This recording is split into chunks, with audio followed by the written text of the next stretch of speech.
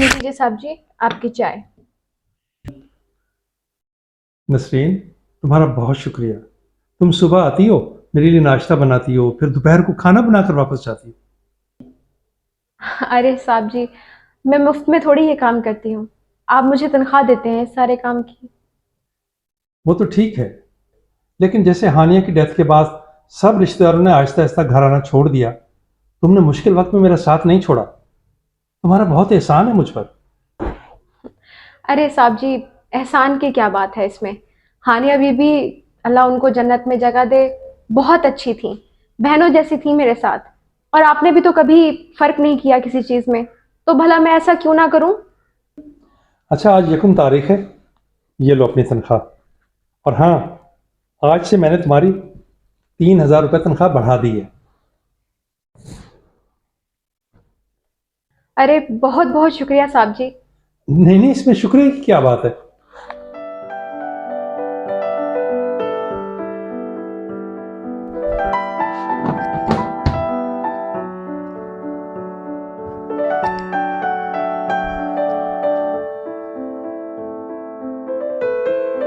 साहब जी, मैंने दोपहर का खाना बना दिया है, रोटियां भी बना के हॉट पॉट में रख दी हैं। अब मैं जाऊं? हाँ हाँ ठीक है, अब तुम जाओ।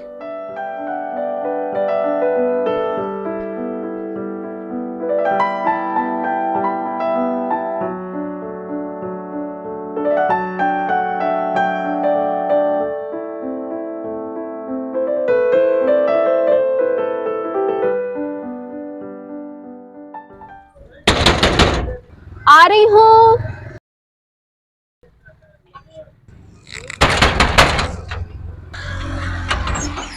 जी भाई साहब। बीबी वो 2 महीने का किराया नहीं दिया आपने, वही लेने आया हूँ।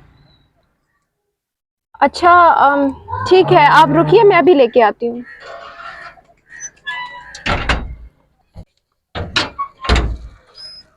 ये लीजिए भाई साहब, ये 10,000। 10,000? ये तो 1 महीने का किराया है, मुझे तो 2 महीने का चाहिए।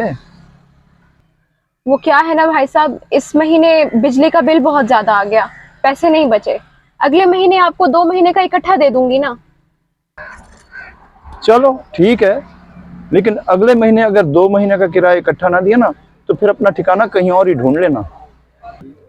अरे भाई साहब, ये क्या बोल रहे हैं आप? कुछ तो ख्याल कीजिए, कम से कम मेरे यतीम बच्चे का ही एहसास कर लीजिए। मैंने तुम्हारा और तुम्हारे बेटे का ठेका नहीं उठा रखा। मुझे अगले महीने 2 महीने का इकट्ठा किराया चाहिए। मैं जा रहा हूँ। ओ मेरे खुदाया, तू ही बेहतरी करने वाला है।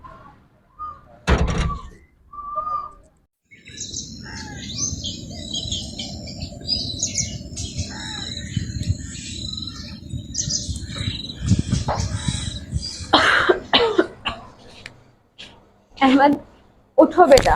अहमद बेटा, उठो बेटा। जाओ, ये साहब जी को नाश्ता देकर आओ, उन्होंने ऑफिस भी जाना होगा। क्यों मम्मी, आज आप काम पर नहीं जा रही?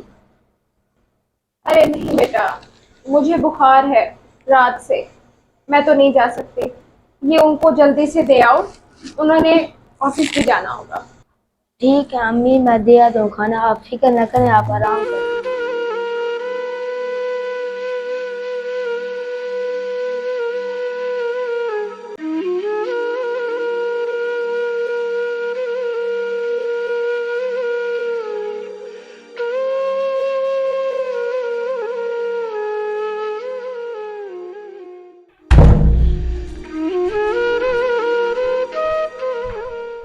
अम्मी ने आपके लिए नाश्ता बना कर भेजा है। मगर वो खुद क्यों नहीं आई काम पर? अम्मी को रात से बुखार है, अम्मी ने आपके लिए नाश्ता बना कर भेजा ताकि आप परेशान ना हो। ओहो, फिर इसकी क्या जरूरत थी, खामखा खुद को बुखार में खार किया। अच्छा ऐसा करो, ये नाश्ता टेबल पे रखो, मुझे अपने साथ घर ले चलो, मैं तुम्हारी अम्मी की इयादत करके आऊँ। ठीक है साहब जी, फिर चलें। ठीक है।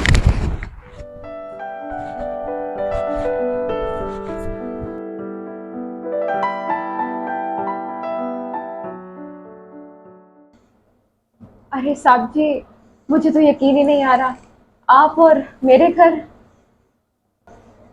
जब तुम इतनी ज़्यादा तबीयत खराब होने के बावजूद मेरे लिए नाश्ता बनाकर घर भेज सकती हो, तो क्या मैं तुम्हारी इजाज़त के लिए नहीं आ सकता? अरे साहब जी, ये तो ड्यूटी है मेरी। अगर मैं ना बना के भेजती तो आपको परेशानी हो जाती। नसरीन, अगर बुरा ना मानो तो एक बात कहूँ। जी साहब जी, बोलिए, क्या बात हो गई? अहमद बेटा, तुम ज़रा बाहर जाकर खेलो।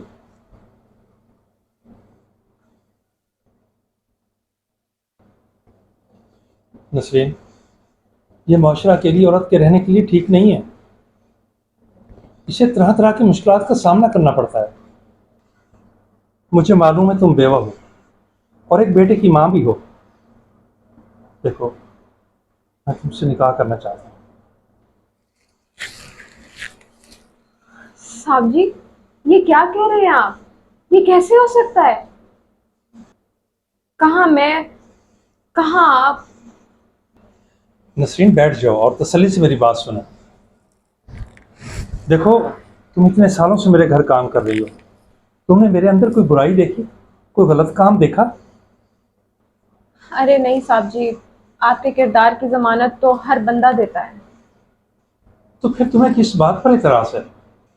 बेवा से शादी की इजाज़त तो हमारा इस्लाम भी देता है और इसका बहुत ज़्यादा अजर है। मैं तुम्हारा सहारा बनना चाहता हूँ। वो तो ठीक है साहब जी, पर ये कैसे हो सकता है? आप इतने अमीर, मैं इतनी गरीब। भला टाट में रेशम का पैबंद कैसे लग सकता है? जब मुझे कोई एतराज़ नहीं है तो तुम्हें क्या एतराज़ हो सकता है? क्या तुम नहीं चाहते कि अहमद पढ़ लिख कर बड़ा आदमी बन जाए? चले ठीक है साहब जी, जैसे आपकी मर्जी। ये साहब जी कहना बंद करो और हाँ, अगले हफ्ते हम सादगी से निकाह कर लेंगे। बोलो, मंजूर है? जी ठीक है साहब जी, जैसे आपकी मर्जी। अच्छा चलो ठीक है, अब मैं चलता हूँ। अगले हफ्ते मुलाकात होगी।